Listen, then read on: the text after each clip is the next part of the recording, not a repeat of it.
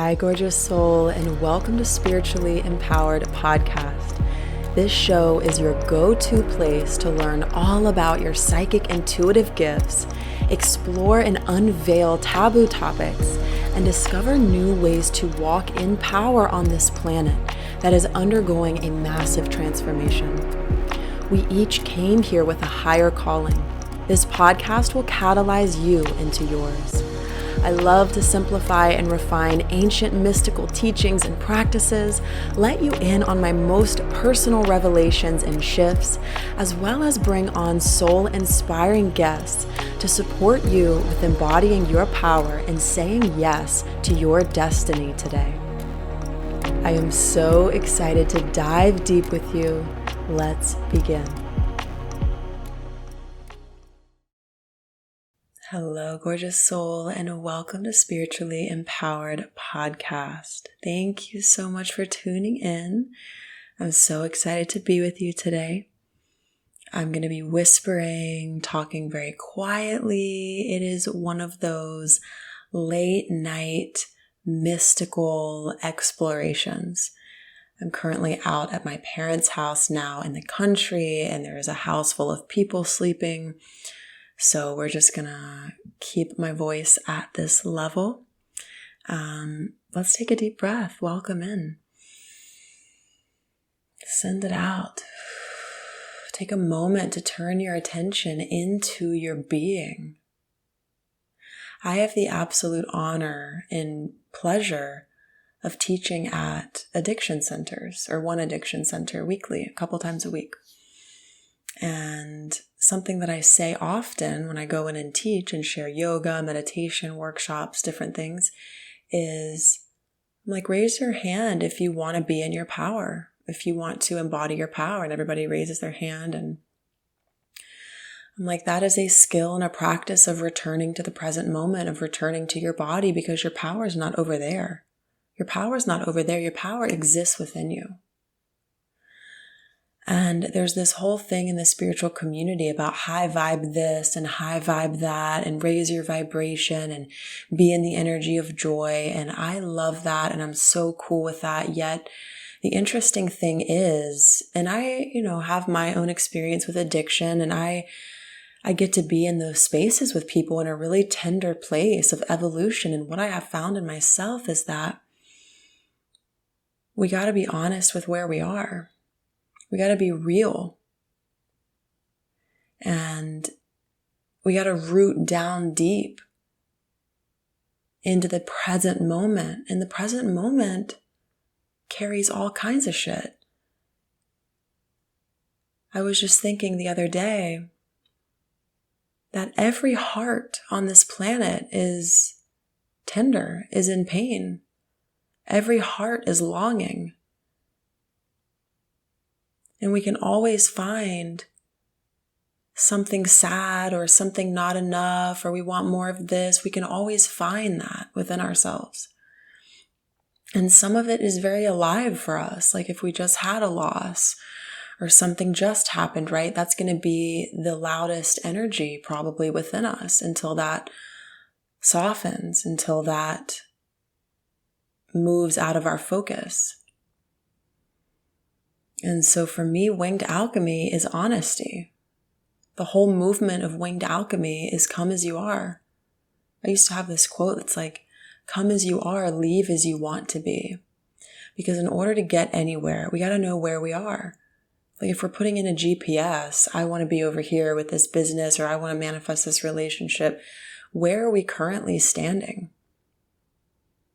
We have to know where we're starting from.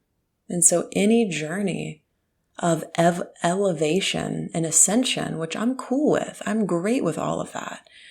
For me, I've learned that it always begins and ends with a deep acceptance and presence and willingness to be in the body in the present moment. And what I have found interesting with addiction, we all know addiction in one way or another. It's like the human thing. And it's the way that our culture has enslaved us in a way, with these devices that bring up different chemical responses within us, with everything, from pornography that literally acts like cocaine in the brain to like sugars. And I mean, if we look around, we're sort of set up to be codependent. And for me, in exploring my relationship with things, shamanism is all about relationship. It's simple. What's your relationship to everything? And in my exploration with relationship, I feel like codependency is forgetfulness. It's spiritual forgetfulness. It's forgetting who your source is. I had a 4-year relationship years ago where I felt so sickly attached. Number one, because I hadn't had my awakening yet and I was just gripping to frickin' anything that felt like it was stabilizing me, but it was really a facade because it wasn't stabilizing me. It was preparing me to wake up and move on. What I learned is that codependency is making something else or someone else your source versus source being placed in that number one spot, if you will. Like our awakening and our angels talking to us and all of these different things, I truly feel that it doesn't happen by accident. We are co-creators. Your psychic shields don't just pop on. I mean, that's how I feel. We create them. Each human was given free will. So we have the sacred duty to create, to imprint the world. And I mentioned this today in my class with the people who are healing from addiction, which God bless. I walked in and I'm like, there's like 25 people in front of me, black, white, brown, young, old. I mean, I love it. That's the space I feel at home in. All different kinds of people, men, women, just diversity. It makes me so happy to be in that room. Because on some very tender place, I feel in my body a bit of what they're experiencing. I had like a 7-year addiction of my own where I was on a substance all day, every day, pretty much. And then that went from a substance to issues with food. That went on for years, binge eating, feeling shame, all these different things. And I brought up a feeling that I had in my heart when I was having my first awakening. And that was, I wanted to start imprinting the world with prayer and with my soul's beauty and with healing without lifting a finger. Like I had this feeling, and this happened outside of my grandma's nursing home at the time. I was like, I just want to walk into this space and literally shift the energy with my presence alone. Because we always talk about purpose this and purpose that and doing this and doing that and having a mission, and I'm all about it. I am an action taker. You would not be listening to this if Ashley didn't take consistent action on her purpose without feeling totally ready. Hint, hint, you're never going to feel, ding, now I'm ready. Like you literally decide when you start to move. It's so powerful. So I had that feeling of, I want to imprint the world with love versus just being imprinted on with bullshit, with pain, with media. I started to wake up. And that is the desire that led me to energy healing. I began to train and practice and hone my skills. And I talk about this a lot. It's so epic. The fact that you can learn how to turn your gifts of empathic abilities and seeing other energies, you can learn how to turn those on and off. And it is remarkable to walk in power as an empathic soul on this planet, and to decide in what moments are you letting those, not walls, but are you putting your guard down? Like, I am big on boundaries. Somebody comes up to me at the river and they're like, oh, your energy is so nice. I was alone. This was months ago. And this like nice lady just starts talking to me and sort of spilling out her heart and all these things. And I'm just listening and loving and honoring her and just being a loving witness, almost like an angel in the woods, like just she's opening up like this stranger in the woods, and I'm just there loving and witnessing and being there and just having the space for her to share. And what I also do in those moments is I stay tuned into my body, and when I feel that the energy is now draining me, and I will literally cut somebody off kindly as I can, and just say, hey, like, I'm actually about to go journal right now, but thank you so much for sharing. Feel free to get connected on IG, like that type of thing. So if you feel like a boundary wanting to be set in your body and you're breathing and you're tracking and you don't speak up, like, who the frick is that helping? So with these deeply sensitive beings, which I bet you are because you're listening to this, we need a sword.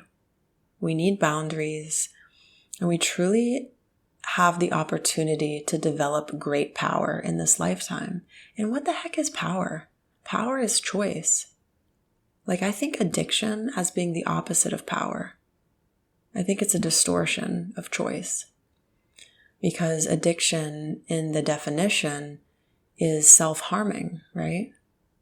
I mean, you can have healthy addictions like going to the gym, but I'm talking about like the addictions that feel like they're overcoming us. Like it's this loop and this pattern and this cycle. And I want to bring in the word samsara right now. I want to go there. And this is my interpretation of this ancient teaching. Samsara means it's essentially like the beginningless cycle of death, of life, death, and rebirth.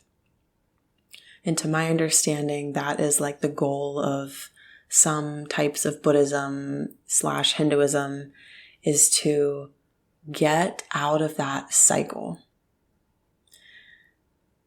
Get out of that cycle. And that can be seen literally as, I don't want to be a human in my next lifetime. Like, I want to transcend the embodied experience of matter, because whoever gets embodied into matter generally goes on a journey of forgetting who they are. And that creates suffering.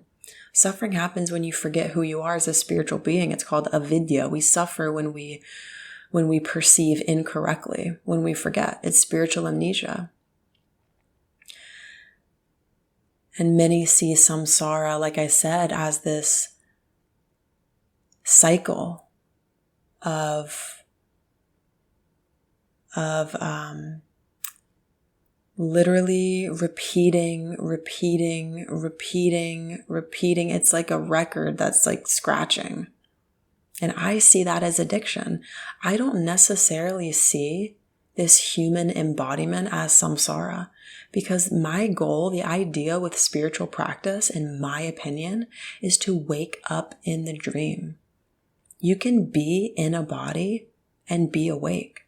I didn't say perfect.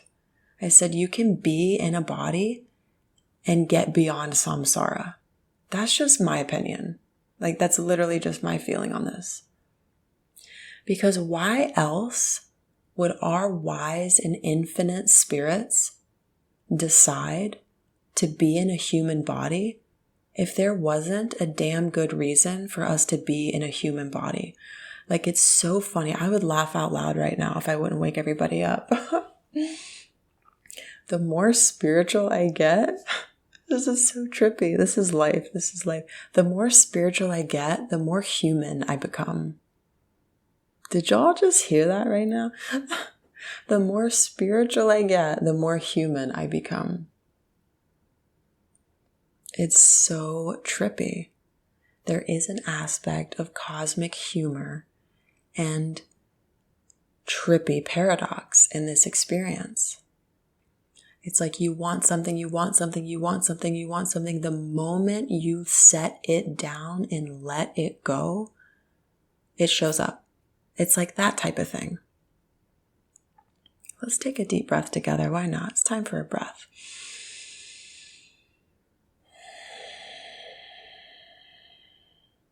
So to me that felt good. To me, this concept of samsara and getting beyond that has everything to do with waking up from our patterns and cycles, which means to extract the teaching within the cycle, because our souls are so wise that they will keep recreating patterns until we take the medicine. Like I remember when I got my appendix taken out, and this is a whole story of me reawakening to my feminine essence. That's just one piece of it, but I had an emergency appendectomy. I think it was like 2020. It was in a snowstorm, like during the whole COVID situation. And my parents weren't allowed in the hospital, but the doctor snuck them in. So that was pretty badass. Shout out to that gentleman who snuck my parents in. That was great. And the whole experience blessed me. I mean, I was in severe pain. And the gist of it is, when I was approaching surgery, my hands were tied behind, or not my hands, my legs were freaking zip tied. I had my contacts out. Somebody was throwing up next to me. And I had this feeling of bliss. Why, you think? Why, you ask? Well, because finally I couldn't put pressure on myself to go achieve something. In that hospital bed, finally I could let go.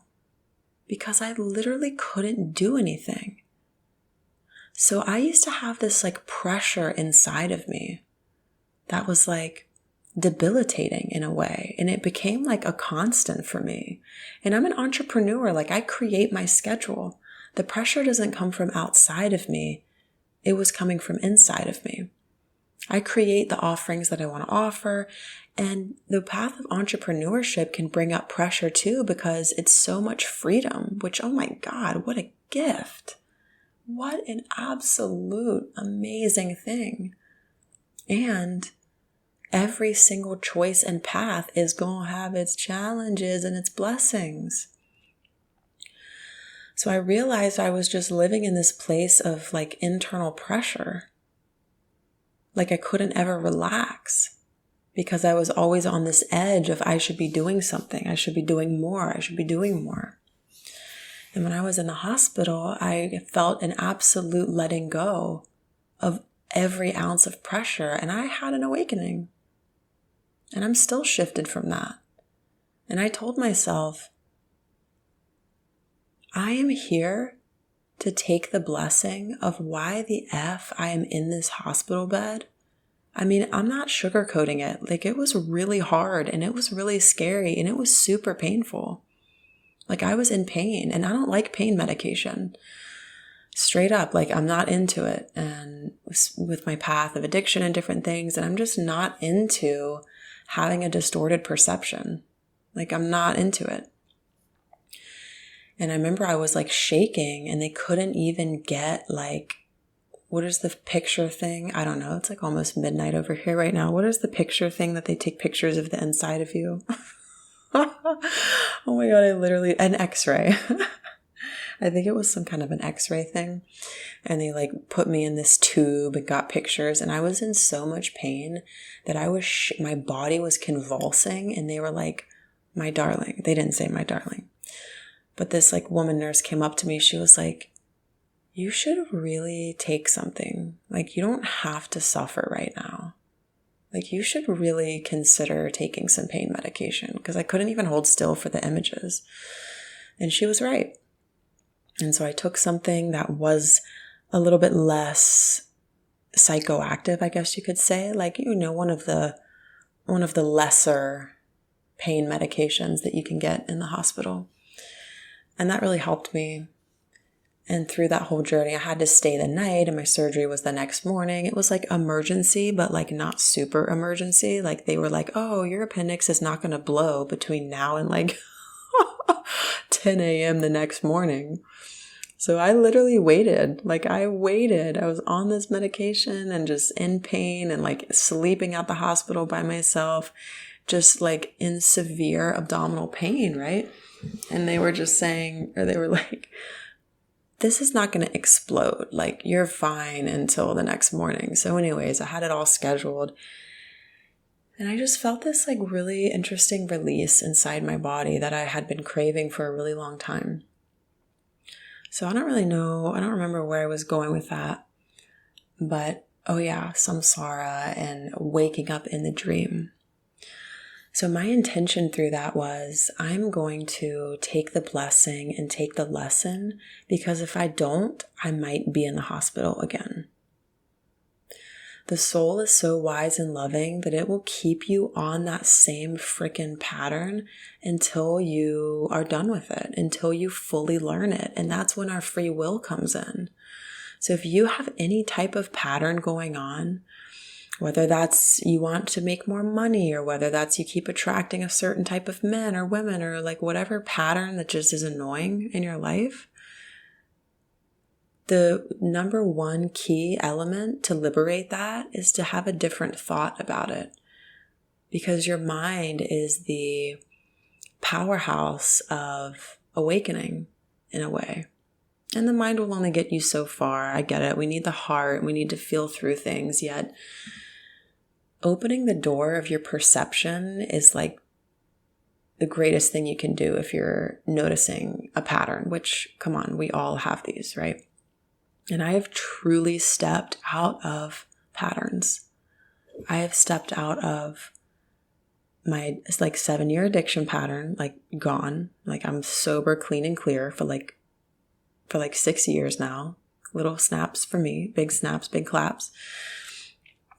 I have stepped beyond my shame spiraling with food, which went on for years of binge eating and feeling so much shame.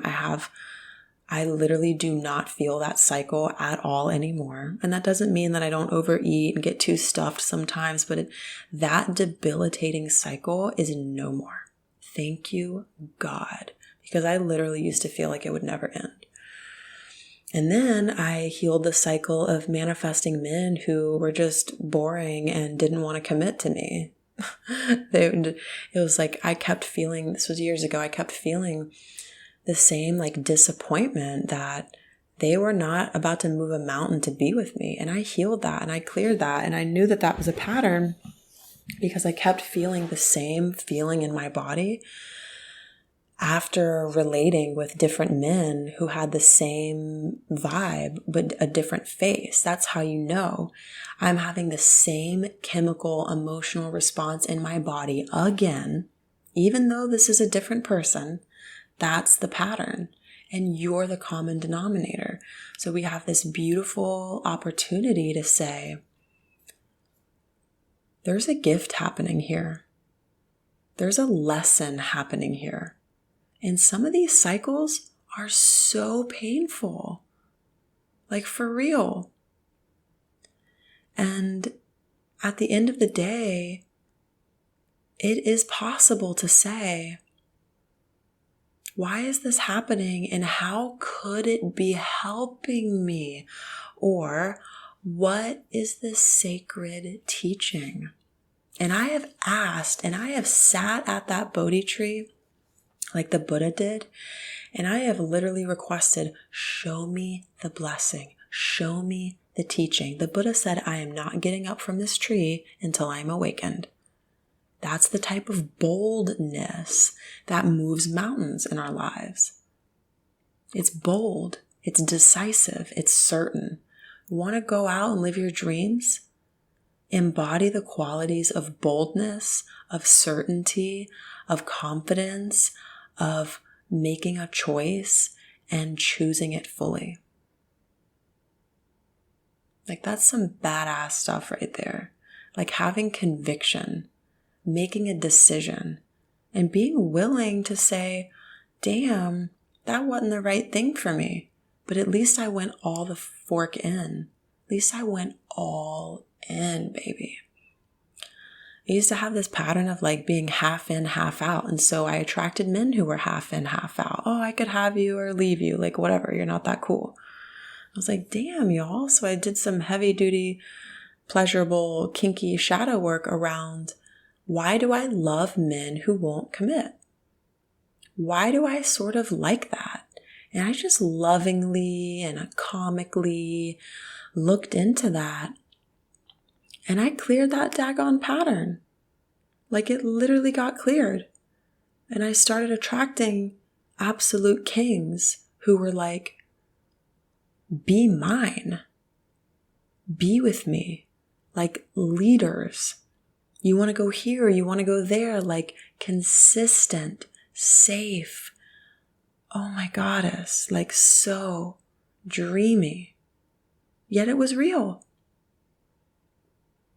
So it's an inside journey. It's always an inside journey. So I feel like samsara is really about waking up in the dream and having this sort of comedy about it. For so long, I felt so rigid in myself. Like, I got to do this and I just need to figure this out. I need to save the world. I need to make all this money. And the more I grow, the more I'm like, fuck it. That was my first F-bomb of the podcast. The last podcast episode, there was just so many. I pride myself in being uncensored. So anywho, that was my first one of this one.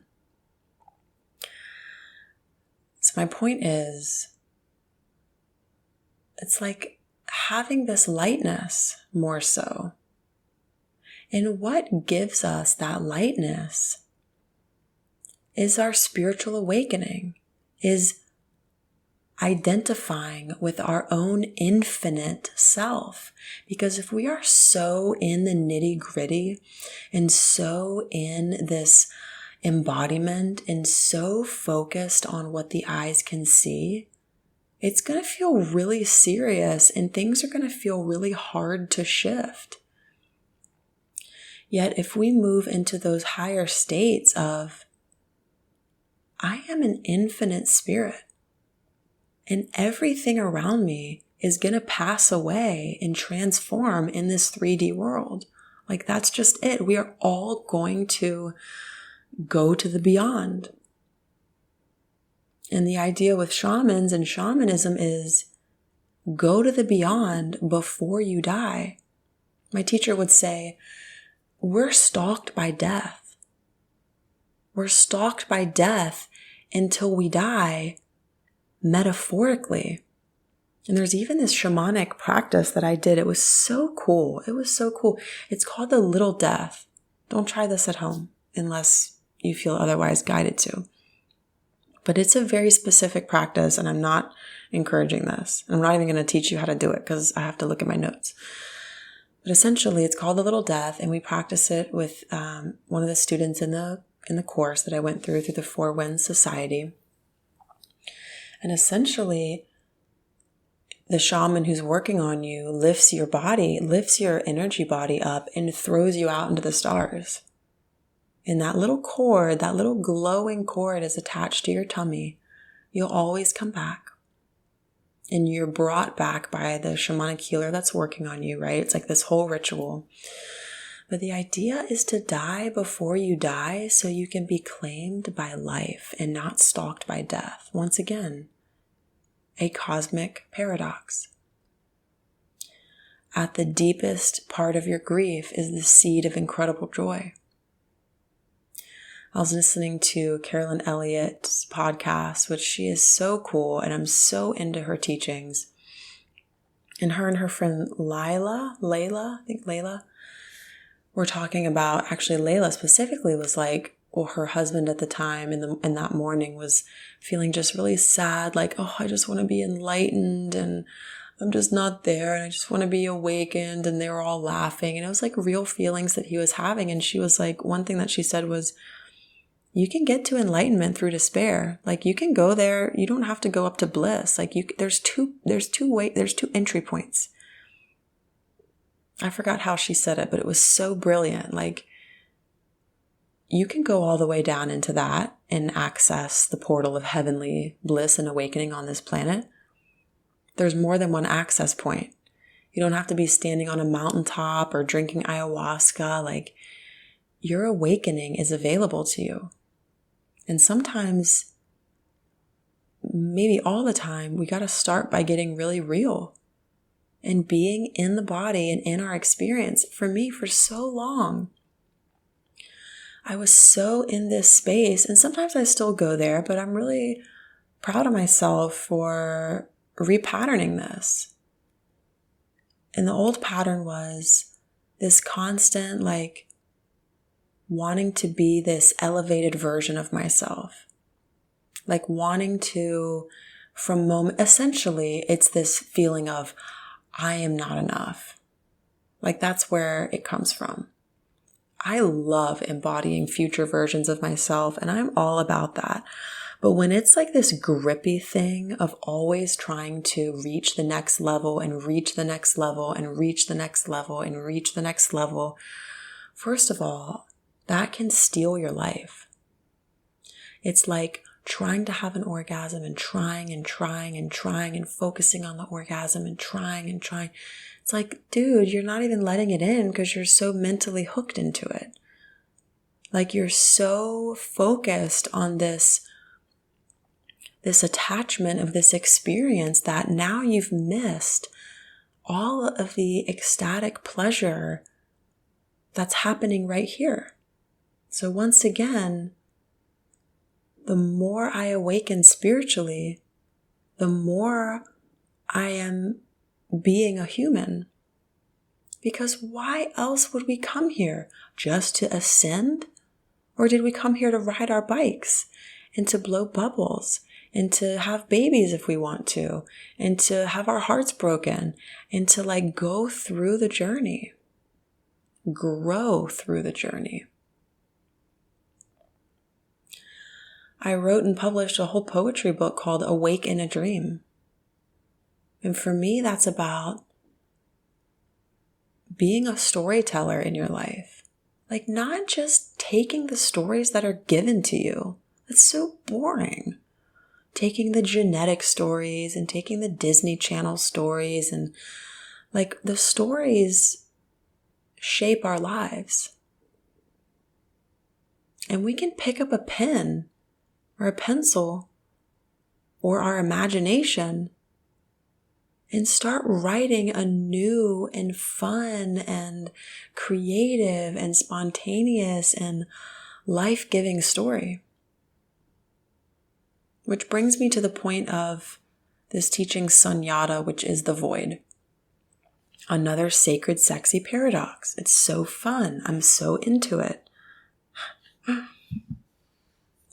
Sunyata is a word that is found in Buddhism, maybe Hinduism too. They're very connected.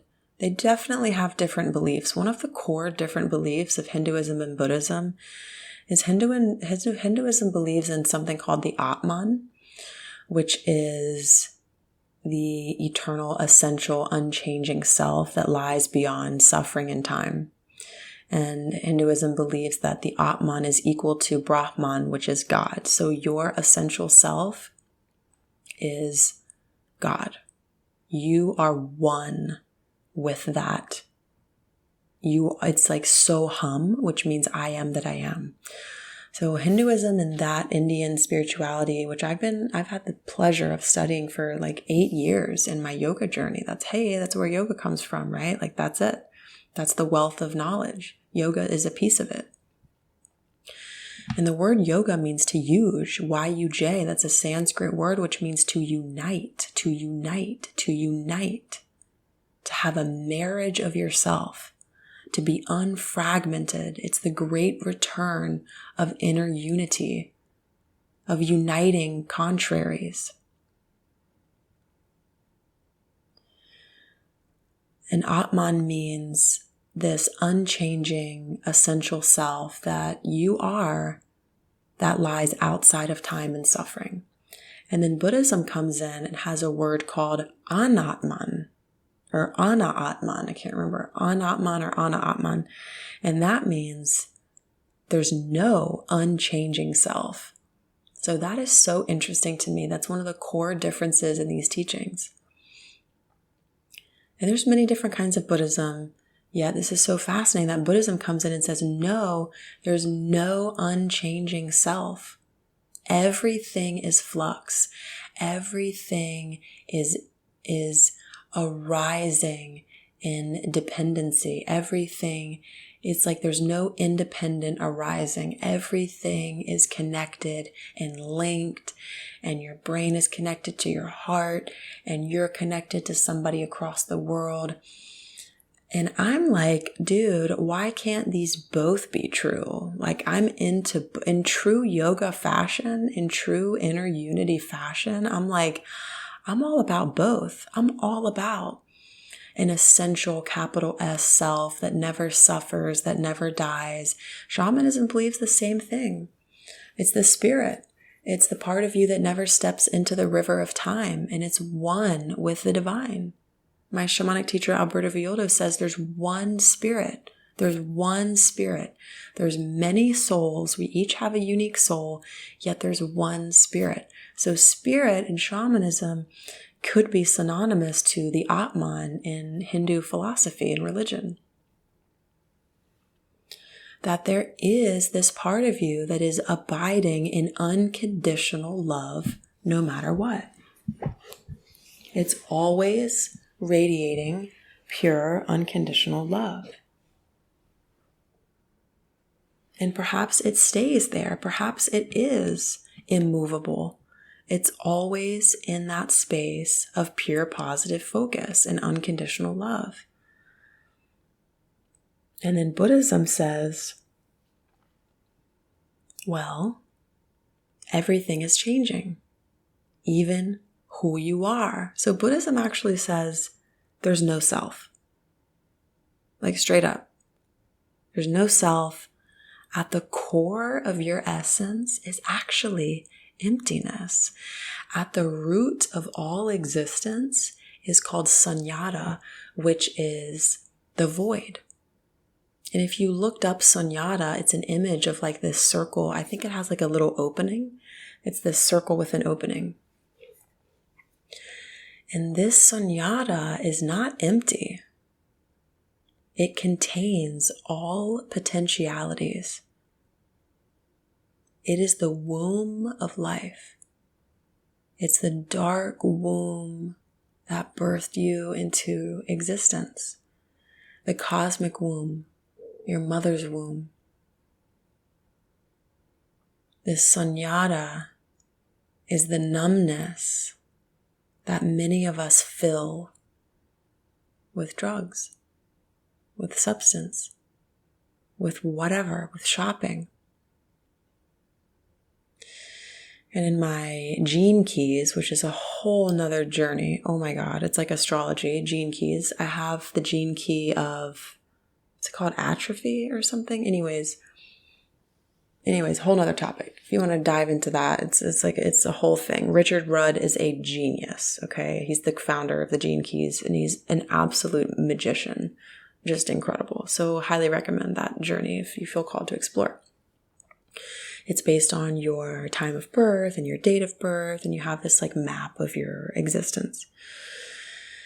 And I learned that I have this specific gene key that one of the shadow aspects of it is numbness.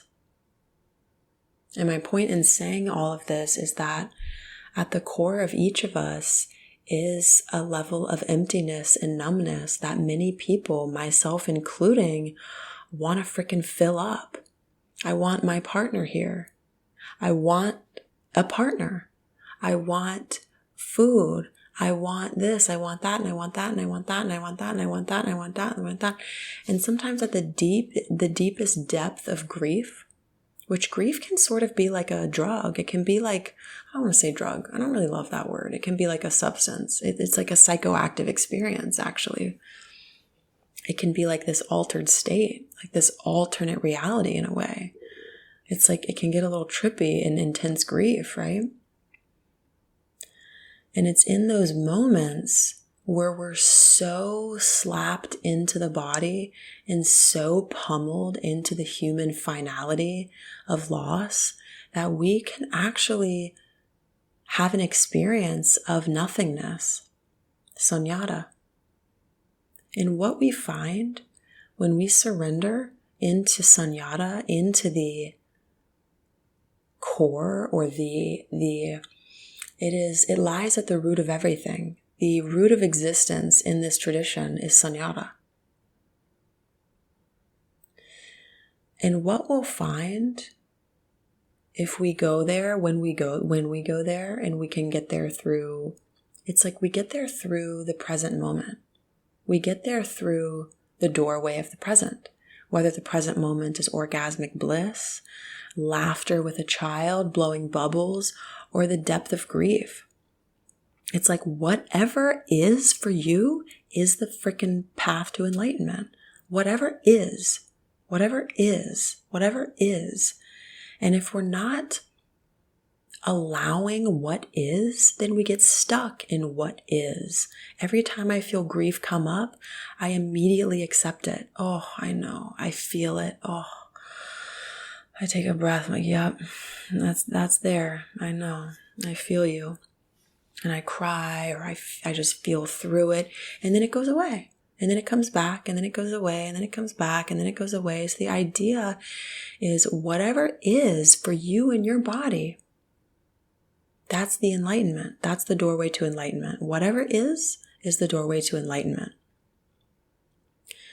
And what I have found at the depth of that sunyata is God, actually. Is the Atman. It's like all of these worlds are merging. All of these ancient puzzle pieces are coming together to create this picture of holy love. How could it be anything but holy love? Indescribable love. At that depth, your small self gets absorbed into your capital S self. And you are like fully alive. You can't explain it. It's a feeling. It's a moment. It passes and it comes back, and then it goes away, and then it comes back. And we're not here to grip onto it, right? Even though a part of us kind of wants to. Like, ooh, I really liked that. I stopped trying to get somewhere, and I touched into something. And it's like I could feel my heartbeat, and I could feel the heartbeat of the world, and all of a sudden, I was just here. I was just present. All hunger in my being ceased to exist. And I just surrendered. And in that spot, in that experience, is our infinite potential. And people do so many things to fill that void. Because the void is a little bit freaky, like freaky naughty. It's like freaky. It's like, I don't want to let go of my partner.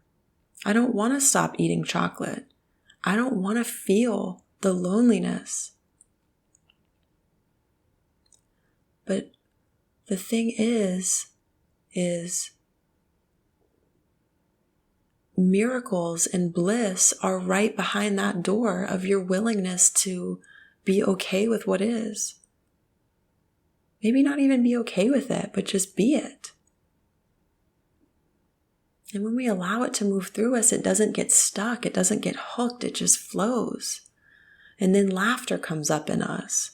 And then we feel this, and it's like we're a moving river. We're a moving river. So at the core of the present moment is awakening. It's not over there. It's right here, right now. Let's take a deep breath. And send it out. So in the experience of sunyata is the reconciliation of all dualities, and it is the place of absolute pure potential where anything is possible, where all of our powers to create come online, where we're no longer starving, we're no longer trying and trying and trying to fill a void, but we've just frickin' surrendered. And like I said, sometimes the depth of grief can have that miracle attached to it, can have that miracle with it. And sometimes the depth of pleasure can have a sharp edge. So my point in this is just to open your mind in this moment. And plus, I just absolutely love these late night mystical talks. I mean, I just live for it. I'm so into it. Like my moon's in Sag, and I have my MC in Capricorn in the 9th house, and all these different elements of who I am just point to this epic spiritual student / spiritual guide / friend / tabooist. Tabooist, I just made that up. I just truly, truly love exploring these topics, and I hope that you do too. And I hope that you get so much out of these talks. And I'm always open to hear how these shares speak to you. I'm just going to invite in if there's any other messages here that want to come through. So again, it's like so many of us are on that filling up and filling up and filling up and filling up and filling up, and it's normalized. What's at the center? What is right? What is like one breath beyond the depth of loneliness? It's ultimate freedom. And if you're experiencing bliss and joy, that's also a doorway. It's whatever is the doorway. So for me, the first step is to acknowledge, to be awake in the dream, which means to be aware. Awareness is currency. That's why all of the media and all of the BS is trying to get our awareness. The light of God shines through your awareness, your focus. And to be aware of yourself without judgment and story and should is the highest form of intelligence. And I didn't make that up. I rephrased it, but there's this quote, Krishnamurti or something, I'm not sure, but it's like, the ability to observe without judgment is the highest form of intelligence. I'll put it in the show notes. I want to quote that one. And for me, that just means when we liberate ourselves from wronging ourselves and wronging what we feel, all of a sudden, we're just alive. And we're just humans. And we're just feeling. And we're just here. And we're awake in the dream. We're allowing. We're allowing. We're allowing. For so long, I just tried to fix myself and fix my emotions. And at the end of the day, that's boring. Like, it's boring. Why else did I come to this planet if not to just have this experience? And when we remember who we are on a spiritual level, and practice awakening, meditate, or talk to the tree, whatever your practice is, it is so key. What we practice, we become. It's like if you want to talk to angels, hang out with the angels every day. Build a relationship with your own awakening by setting aside time. And that's why I created the Winged Alchemy membership. I was like, dude, I know that results and healing and miracles come through devotion. That's how we build a relationship, is by continuously showing up. Not even in massive amounts that are unsustainable and freaking overwhelming. I'm talking like bite-sized amounts. Let's take another breath. Why not? Let's send it back out. So the practice might be in this moment to acknowledge the moment, to wake up, to feel your hands, to feel your body, to marry your consciousness and your 3D reality. That means to see yourself through the eyes of love, to observe. And if you want to go into patterns and look at that, you can say, I'm willing to look at this through the eyes of love. And it's still here because it's still teaching me something. And I am fully, fully willing right now to call up the blessing and to receive the gift. That changed my life. And I got to shout out Matt Kahn for helping me heal some really intense patterns in my life, by helping me resolve my inner judgments that were keeping me in said patterns. I just decided to love it. I just decided to say, well, I have a really wise soul, and maybe this is freaking destined. Maybe this pattern is written. Maybe I'm healing this for my lineage. Like, addiction is a really interesting thing, especially like people who really struggle with substance use and abuse, right? They're so powerful and they're so intelligent, and there's so many commonalities between people who have that same like struggle.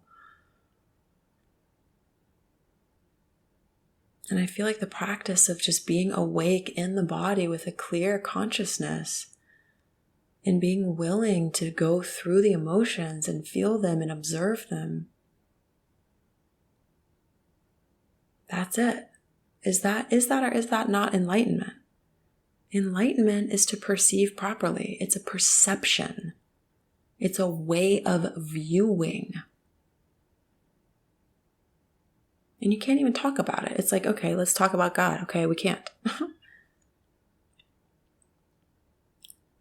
Because if we start talking about it, then we're labeling it, and then we're defining it, and then we're putting it into a box. So I hope I did a great, wonderful job of talking about things that really can only be experienced. Ding, ding, ding. That is such a key element here. I have so much fun talking about this and writing poetry about these things. And it's really in the moment of us doing it that provides us the experience that words can't fully express ever, perhaps, because it's an embodied experience that's beyond language, beyond mind. It's the experience of deep willingness to be awake in this world, to see through the eyes of love, starting with yourself. Let's take a really deep breath in. Let's send it back out. I love you, and you're doing amazing, and you're a rock star, and you're so powerful, and you are so safe, and you are meant to enjoy your heart's longing. Enjoy that magnetic power of your desires without needing them to be met in this moment, because you know they're coming, because you just freaking trust spirit, you trust God, you trust the unknown, that you're willing to relax in it, that soften in it. You're so amazing. Thank you so much for being a part of this community. So blessed, so grateful. Just checking in if there's anything else I want to share. And that feels complete for me. I hope you loved this episode, and I'm so excited to catch you in the next one. Love you. Thank you so much for tuning in today. I hope you absolutely loved this episode. And if you did, please remember to leave a review and share some love. I will see you in the next one.